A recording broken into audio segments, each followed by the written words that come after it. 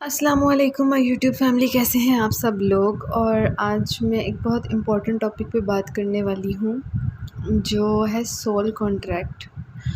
और हम ऐसे रिपीटेड पैटर्न्स को क्यों एक्सपीरियंस करते हैं अपनी ज़िंदगी में, जिसकी वजह से हमें रिपीटेडली पेन फेस करनी पड़ता है लेकिन और सेम लेवल का पेन होता है और सेम तरह की सिचुएशन लेकिन नहीं होती, लेकिन हमें वैसे ही वाली फीलिंग हो रही होती है और वैसे ही डिप्रेशन और डार्क हमें फ़ील हो रहा होता है। तो इसका क्या, इस चीज़ों को हम अब डीप समझने की कोशिश करेंगे। जितनी भी चीज़ों को अगर आप साइकोलॉजी की बेस पर या किसी भी तौर पर समझ लें, लेकिन स्पिरिचुअलिटी सबके लिए सेम होती है लेकिन साइकोलॉजी सबके लिए सेम नहीं होती। वो लोगों के तजुर्बात हैं जो उन्होंने लोगों के पैटर्न्स को स्टडी करके कंक्लूड किया है। और जब हम इस दुनिया में रहते हैं तो हमें बहुत चीज़ों को बैलेंस करके लेके जाना पड़ता है, जैसे लॉजिक को और लॉजिकलेस चीज़ों को। जैसे कि अगर हम काबे के गिर्द तवाफ़ करते हैं तो हम इसका लॉजिक हम फाइंड नहीं कर सकते। अब हमें अगर हमारा दिमाग लॉजिक मांगता है तो भी हम उसका लॉजिक और उसका रीज़न नहीं देंगे, क्योंकि इसका ताल्लुक़ बिल्कुल हमारी बंदगी से है और हम उसके ऊपर सवाल नहीं उठा सकते। और सबसे इम्पॉर्टेंट बात यह है कि हमारी ज़िंदगियों में ऐसे पैटर्न्स क्यों आते हैं। तो जैसे कि हम अगर किसी के साथ अफेयर रहा हो और वो बंदा उसको चीट करके या अब्यूज़ करके किसी तरीके से चला गया हो, तो वो उसके पैटर्न्स उसकी ज़िंदगी में रिपीट हो रहे हैं। मतलब एक दफ़ा उसने ऐसे कर लिया, फिर उसने किसी और पे ट्रस्ट कर लिया, फिर ऐसा हो गया, उसने किसी और तरीके से अब्यूज़ कर दिया। हमें बचना है। साइकोलॉजिकल टिप्स और साइकोलॉजिकल चीज़ें हमें यूँ सिखाई इसीलिए भी जाती हैं कि हम चीज़ों को जो है वो ध्यान रखें कि हम उससे बच कैसे सकते हैं। पर कर्मा से कोई बच नहीं सकता। अगर वो आपके कर्मों में है तब आपसे वो बच नहीं सकता। मतलब कोई ऐसी चीज़ आपसे हो ही जाएगी, आप उससे बिल्कुल बच नहीं सकते। इस चीज़ का मतलब ये होता है कि अगर आपके साथ कोई ऐसी चीज़ हो रही है तो आपने उसके साथ क्या लिया और क्या आगे पास ऑन किया। अल्लाह ताला ने हर इंसान को यहाँ किसी मकसद के लिए भेजा और हर इंसान की अलग अलग ड्यूटीज़ हैं। किसी का कोई काम है और किसी का कोई काम है। जैसे बहुत सारे लोग कोई ख़ास ओहदा रिसीव करने की ख्वाहिश रखते हैं पर वो नहीं बन पाते, क्योंकि उनकी ज़िंदगी में ऐसे पैटर्न्स रिपीट हो जाते हैं और कुछ ऐसा हो जाता है कि वो चीज़ अचीव नहीं कर पाते। ऑब्वियसली इसमें बहुत सारे दूसरे फैक्टर्स भी बहुत ज़्यादा असरअंदाज होते हैं अगर हम उनकी लिहाज से चल पड़ें, लेकिन वो सब कुछ हुआ होता है क्योंकि लॉस तो अपने लॉस के मुताबिक काम करेंगे ना। यूनिवर्स अपने लॉस के मुताबिक काम करेगा, तो वो सब भी करवाया जाता है। तो हमें ऐसा क्यों होता है कि हमने सोच लिया कि अच्छा एक पैटर्न रिपीट हुआ, बस अच्छा ये चलो हो गया, अब हम डिप्रेशन से निकलें। लेकिन हम ये नहीं जानते कि हम डिप्रेशन में आए क्यों थे, या इसका कोर, इसका रूट क्या है, इस चीज़ की हमारी ज़िंदगी में होने की क्या रीज़न थी, क्या क्या हमने गलतियाँ की और कैसे कैसे ख़ुद पे काम जो हमने नहीं किया। सिर्फ माइंड को जान लेना और माइंड की बातें करना कुछ भी नहीं है, क्योंकि इन सारी चीज़ों से भी बड़ा कुछ है और वो है जो रिलीजन के भी बियॉन्ड है। वो है वो हकीकत जो हमें अलाइन करती है। और अगर आप उस हकीकत की डेप्थ में जाने लगेंगे ना तो चीज़ें आप पर ख़ुद खुलना शुरू हो जाएंगी। लेकिन जब हम एक ब्लॉक्ड माइंड सेट के अंदर, एक बॉक्स के अंदर सोचते हैं तो हम कभी भी उस तरीके की चीज़ों को आगे बिल्कुल जा ही नहीं सकते, ना हम सोच सकते हैं।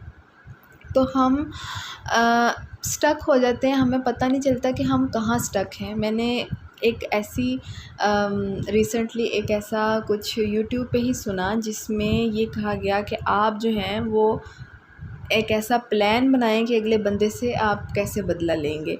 मतलब साइकोलॉजिकल प्लान बनाएं। तो मैं ये सोच रही थी कि इससे तो आपका कर्मा रिपीट होगा, आप अपने अंदर के फ्लॉज को कभी भी जान नहीं पाएंगे। आप जिस जगह पर भी जाएंगे ना, वहाँ पर आपको ये सारी चीज़ें दोबारा फेस करनी पड़ेंगी, क्योंकि आप जिस मकसद से आए हैं आपने वो पूरा नहीं किया है। यहाँ पर आने का एक मकसद है, और आंखें जब हमारी खुलती हैं ना तो फिर हमें रियलाइज़ होता है, और वो खोलनी पड़ती हैं, या फिर हमें इस तरह के ट्रैप्स में से गुजारा जाता है और हम सारा ब्लेम उठा के अल्लाह रब्बुल इज़्ज़त की ज़ात को दे देते हैं, या फिर किसी को भी दे देते हैं, किसी इंसान को। पर उन सारी चीज़ों का मकसद हमारी ज़िंदगी में क्या होता है? एक टीचर जो आपको हिंट दे रहा है और उसने आपको बाद में एग्ज़ाम में बिठा दिया, और उसके बाद वो आपको हिंट भी दे रहा है, और अगर आप उस चीज़ को नहीं समझ पाएंगे तो रिपीटेडली वो पैटर्न्स रिपीट होते जाएंगे, वो पेपर में आपको दोबारा अपीयर होना पड़ेगा। इसी तरीके से कुछ लोगों को दोबारा ऐसी सिचुएशन में से गुजरना पड़ता है, क्योंकि वो समझ नहीं पा रहे होते कि उनको क्या, मतलब एक पैटर्न आया, उसमें कुछ हुआ जो आपके लिए बहुत डिस्टर्बिंग था, आपने उसमें से निकलने के लिए तो जो तरीके लगाने थे वो लगा लिए, उसको समझा नहीं कि इसके अंदर क्या था, उससे अपने आप को हील नहीं किया, और उसकी कोर चीज़ को समझा नहीं कि ये ऐसा क्यों हुआ और ऐसा क्यों होता है। और बस वो फिर वो फ़ेज़ गुज़र गया और आपने दोबारा से, आपकी ज़िंदगी नॉर्मलाइज़ हो गई। अब आपने उससे कुछ भी नहीं सीखा, तो ऑब्वियसली आपको दूसरी दफ़ा दोबारा उस तरह की सिचुएशन में या फिर डिफरेंट सिचुएशन में डाला जाएगा, और आप वैसे ही पेन एक्सपीरियंस करेंगे, और फिर आप क्वेश्चन करेंगे कि मेरे साथ ये सब क्यों हुआ। तो ये एक स्टक सीज़न है जहाँ पर हम स्टक हो जाते हैं। तो अगर हम इसको अब इसमें अपना टीचर खुद करना पड़ता है, खुद बनना पड़ता है, और अपने बॉक्स को ना, अपने दिमाग के बॉक्स को खोल के सोचना पड़ता है कि हम मतलब हमने क्या ऐसी मिस्टेक्स की हैं। जो क्वेश्चन आए उसको बोलना पड़ता है। मैंने अक्सर देखा है कि हमारे रिलीजन में अदब व एहतराम बाज़ जगह इस तरह का होता है कि हम अपनी हमारा रिलेशन क्या बनना, हम दूर हो जाते हैं। एक ऐसी कंडीशन में, एक ऐसे अदब व एहतराम में, या एक ऐसे डर जहाँ आप डाल दें किसी मतलब उस हस्ती के बारे में जिससे आप मिलकर अपने सवालों के जवाब जान सकते हैं, या जिससे आपका गहरा ताल्लुक़ होना चाहिए, तो आपका कभी भी कनेक्शन ही नहीं इस्टेब्लिश होगा। और जब कनेक्शन इस्टेब्लिश नहीं होगा तो आपका कोई सवाल का जवाब आपको मिलेगा ही नहीं। हमने बहुत सारी रिस्ट्रिक्शंस खुद लगाई हुई हैं कि ये नहीं करना, इससे गुनाह होगा, ये नहीं करना, ये बुरी बात है, लेकिन और हमारे ज़हन में क्वेश्चन आते हैं, वो हम किसी से पूछें तो वो आगे से कहते हैं सवाल ज़्यादा नहीं पूछने चाहिए, वो अलग बात है। लेकिन अगर हम डायरेक्ट उस हस्ती से पूछें जिसने आपको क्रिएट किया है, तो वो ऑब्वियसली आपके क्वेश्चंस का आंसर देगा।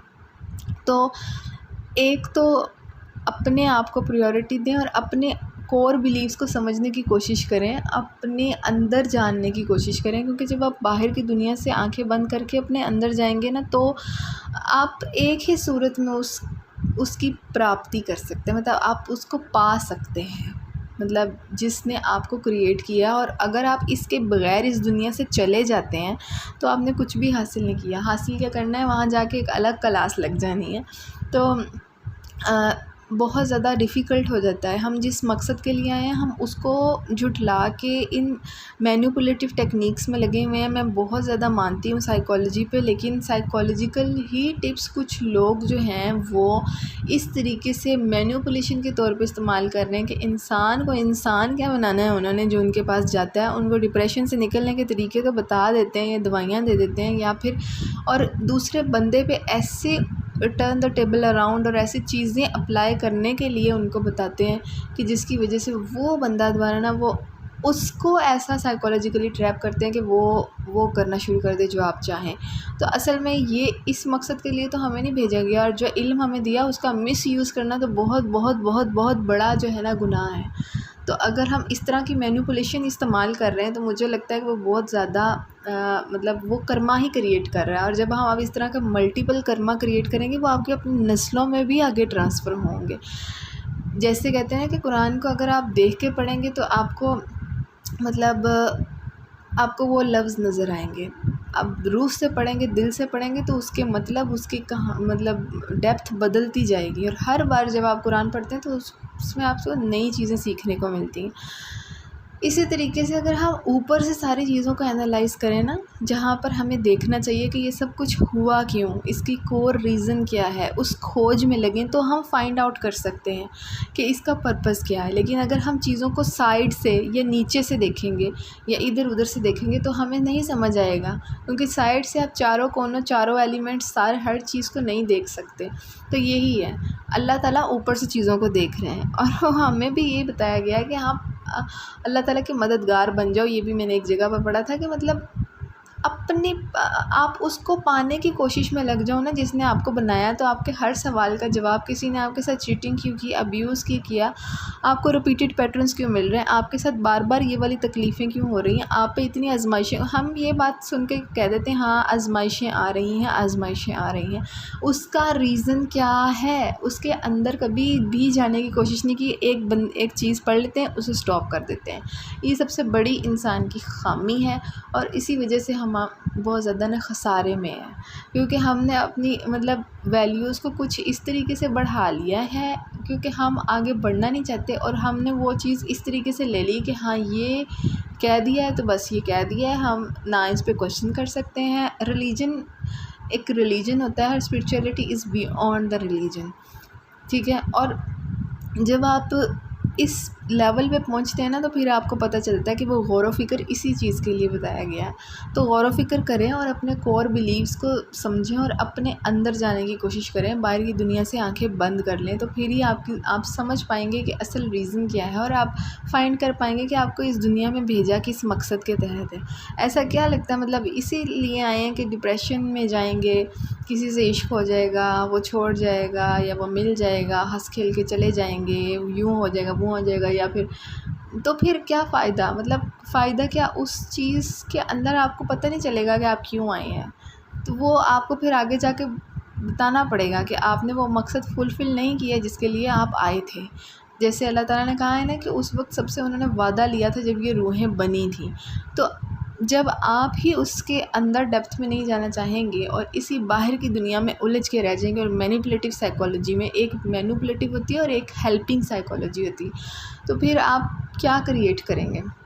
तो अपने आप का रखिए बहुत सारा ख़्याल और अपने आप से और अल्लाह ताला से कीजिए बहुत सारा प्यार और प्रायोरिटी दीजिए अपने आप को और अल्लाह ताला को, और अपने आप को समझने की कोशिश करें और अपने माइंड, हार्ट और सोल को अलाइन करें, ठीक है। अब सोल की अलाइनमेंट समथिंग एल्स, ठीक है, क्योंकि soul directly connected to God, लेकिन जब माइंड बीच में आ जाता है और वो सब अलाइन नहीं हो पाता तो फिर आप कुछ भी नहीं समझ पाते। फिर आपके ऊपर वो मैनिपुलेशन आपको हकीकत लगती है और आपको लगता है ये बिल्कुल ठीक है और हमें ऐसे ही चलना है, लेकिन अब ऐसे हो गया है तो फिर हमें ऐसा तो करना ही पड़ेगा ना, क्योंकि हम समझना चाहते ही नहीं हैं। तो आई होप कि मैं इस बात को थोड़ा बहुत भी क्लियर कर पाई हूँ। मेरा ये वीडियोस बनाने का मकसद ये है कि मैं जब इस दुनिया से जाऊँ तो ये मेरे लिए कहीं ना कहीं सदका जारिया हों, क्योंकि किसी को इनसे ये रहनुमाई मिल सके कि हम इस मकसद के लिए यहाँ पर नहीं आए कि मैनिपुलेशन से दूसरों को ग्रैब करने की टेक्निक्स समझें।